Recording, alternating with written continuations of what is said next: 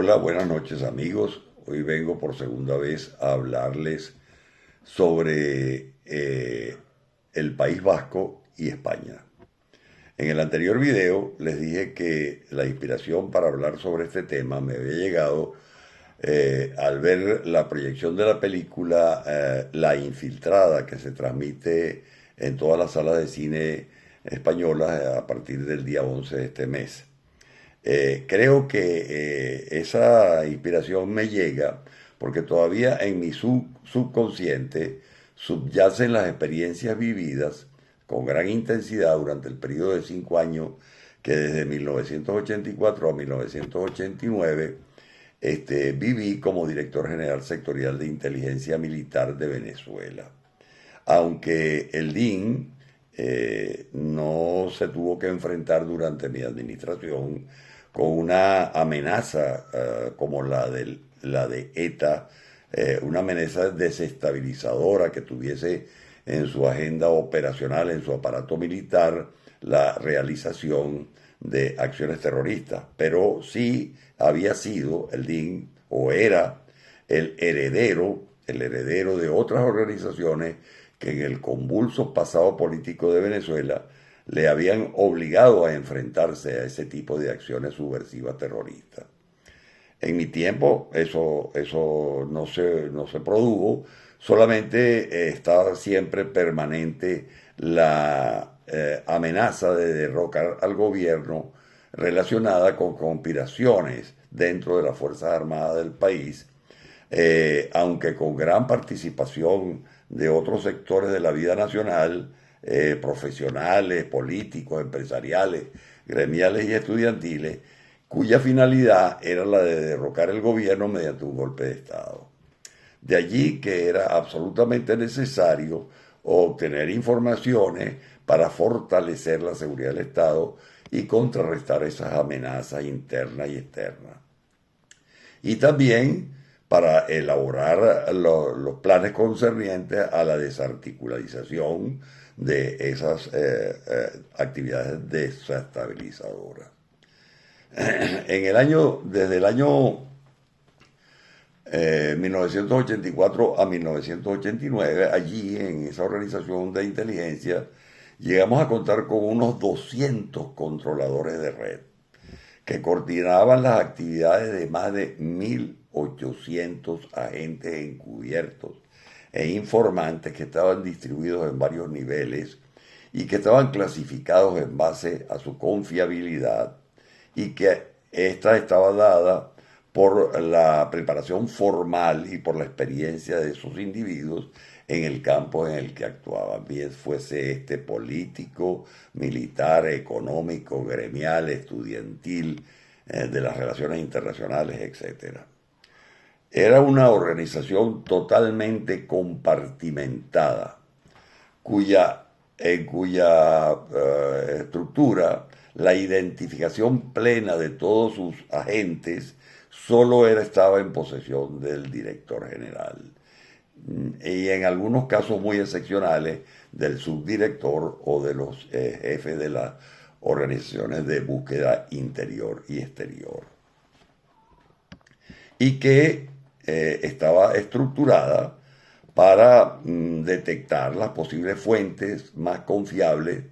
de información sobre aquellos específicos objetivos definidos por la Presidencia de la República en ese abanico de amenazas contra el Estado. Luego, esas informaciones recabadas por esos organismos de búsqueda eran llevadas a una organización de análisis interno y exterior que la transformaban en inteligencia, es decir, habían desestimado allí todas las potenciales debilidades de la información y la habían transformado en algo verdaderamente confiable y que se podía llegar a utilizar para la configuración de escenarios posibles y también para dar recomendaciones al jefe del Estado mediante puntos de cuenta o informes de inteligencia.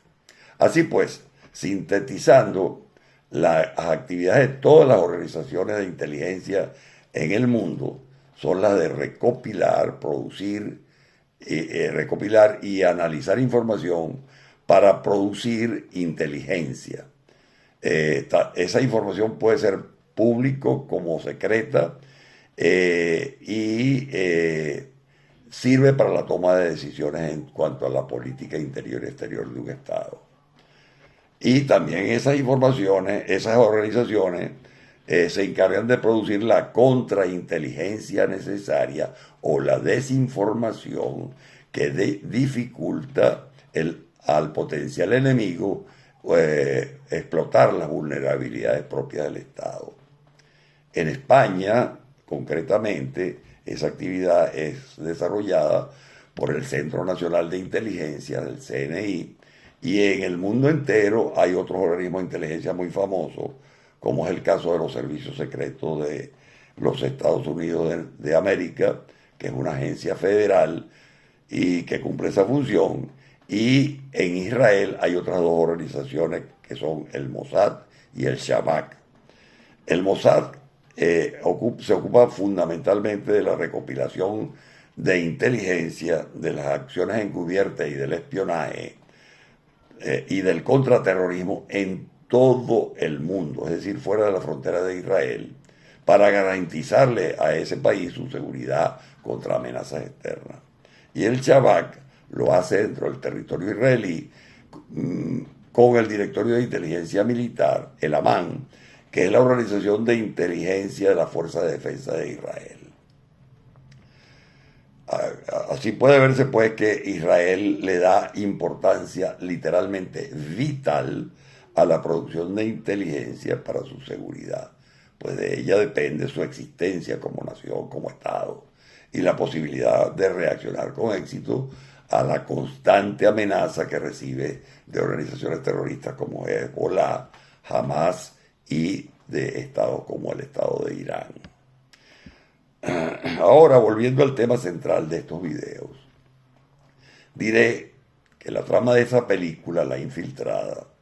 que me he referido antes, está relacionada con la vida de la ciudadana española Elena Tejada, la joven Elena Tejada, que era una policía nacional, cuyo nombre real era ese, Elena Tejada, pero que se infiltró con el alias de Aranzazu Berradre Marín y aceptó la misión más arriesgada de toda su carrera como policía. Elena tuvo que ganarse la confianza de miembros del movimiento de objeción de conciencia, el denominado MOC, en la ciudad de Logroño, para después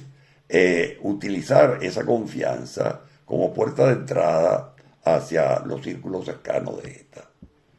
Un mundo cerrado, controlado por el miedo y la paranoia, y en el que cualquier error podía costarle la vida. Eso es algo que viven todos los agentes encubiertos de inteligencia o espías, como se les conoce vulgarmente, en el mundo entero.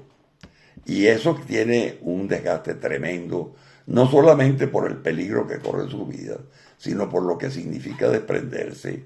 para siempre de todos sus círculos cercanos, de su familia, y convertirse en otra persona totalmente diferente. Tejada durante 8 años hizo eso, renunció a su familia y aceptó esa misión. Y logró obtener la confianza de los círculos cercanos de esta, y eso le permitió llegar a tener detalles, a conseguir detalles sobre las redes de los pisos francos que utilizaba los miembros de ETA después de sus atentados o para planificar sus atentados, y que poco a poco fue llevándole a establecer una posibilidad para desmantelar a esa banda terrorista. Quizás el éxito más grande de ese trabajo fue el de desenmascarar que la propuesta tregua de ETA en el año de 1998, en el mes de septiembre de 1998, era una estratagema que estaba utilizando la organización terrorista para rearmarse y reorganizarse. Con sus informaciones, las fuerzas policiales y de seguridad de España lograron el desmantelamiento total del comando Donosti. Hoy, Elena Tejada tiene una vida totalmente encubierta, con otra identidad, y esta película es simplemente un homenaje a su valiente y heroica lucha contra el terrorismo. Bueno, después de esta larga introducción ha llegado la hora de entrar en materia y comenzaré diciendo que Euskadi ta askatasuna eta, que en euskera significa País Vasco y Libertad, no era al principio una organización terrorista. Esto fue cambiando debido a que en el año 1951 del siglo XX, la dictadura del general Francisco Franco logró una victoria diplomática al hacer que en Francia, en París, se desmantelara la sede que el Partido Nacionalista Vasco, PNV, tenía allí, y consiguió que las autoridades francesas negaran todo permiso para que continuaran operando. Pero además, el gobierno del general Franco, el régimen del general Franco, consiguió firmar un concordato con el Papa Pío XII en el año 1953, mediante el cual el Estado español se comprometió a sufragar los gastos de todas las actividades de la Iglesia Católica del territorio español, y tuvo la oportunidad o posibilidad de participar en el nombramiento de los obispos en España, mediante el llamado derecho de presentación. Pero además obtuvo lo que fundamentalmente buscaba Franco, que era el reconocimiento del régimen por el Estado Vaticano. Esto abrió el camino para que casi inmediatamente los Estados Unidos de América reconocieran el gobierno, el régimen de Franco, y se firmó el Pacto de Madrid, que permitió instalar en territorio español 5 bases militares de los Estados Unidos. Recuerden ustedes que estamos hablando de la época de la Guerra Fría, donde habían 2 bloques, uno occidental liderado por los Estados Unidos y otro oriental liderado por la Unión de Repúblicas Socialistas Soviéticas. Esto supuso para el régimen de Franco su integración definitiva en el bloque occidental, que se oponía al bloque soviético. Y era algo muy importante porque hasta ese momento España había permanecido aislada por su antigua vinculación con las fuerzas del eje de la Segunda Guerra Mundial, Alemania, Italia y Japón. E inmediatamente el gobierno español, el régimen de Francisco Franco, comenzó a recibir otras ayudas económicas de Norteamérica y de sus aliados. Entonces al Partido Nacionalista Vasco no le quedó otra alternativa sino cambiar su estrategia, y estableció en Bilbao un grupo de universitarios llamado el EKIN, que inicialmente operaba de forma clandestina para dictar charlas y cursos sobre el idioma de euskera y la historia del País Vasco. A partir del año 1953, ese grupo tomó contacto con la juventud del Partido Nacionalista Vasco, el Eusko Gaztedi Indarra, y en el 56 ambas organizaciones, el EKIN y el EGI, se fusionaron y redactaron una ponencia al primer Congreso Mundial Vasco, que se celebró ese mismo año en la ciudad de París. Allí buscaban el relevo generacional del partido, y surgieron tensiones por la confrontación de esos jóvenes con la dirigencia del PNV, que llevó casi inmediatamente a la expulsión de aquel grupo EKIN, que presionaba por una estrategia de acción directa y de actuar como un movimiento de resistencia vasco, en una época en la que abundaban las luchas por los movimientos de liberación nacional. Esta se constituyó en el año 1958 y usaron dicho nombre públicamente por primera vez el 31 de julio de 1959 en una carta que dirigieron a Jesús María Leizaola, el lehendakari o presidente del País Vasco en el exilio, justo el día de la celebración de la festividad de San Ignacio de Loyola, como el del 64 aniversario de la fundación del Partido Nacionalista Vasco. Esta cometió sus primeros atentados terroristas en el mes de octubre de 1959 contra el periódico Alerta en la ciudad de Santander, y luego lo hizo en el mes de noviembre del mismo año contra la sede del gobierno civil de la ciudad de Vitoria y contra la jefatura civil de la policía en la ciudad de Bilbao. Por hoy esto es todo. Tengo que cortar el vídeo acá, que se extenderá muchísimo más de este momento. Les deseo una muy buena noche de domingo y que la paz y la salud sean sus compañeros constantes.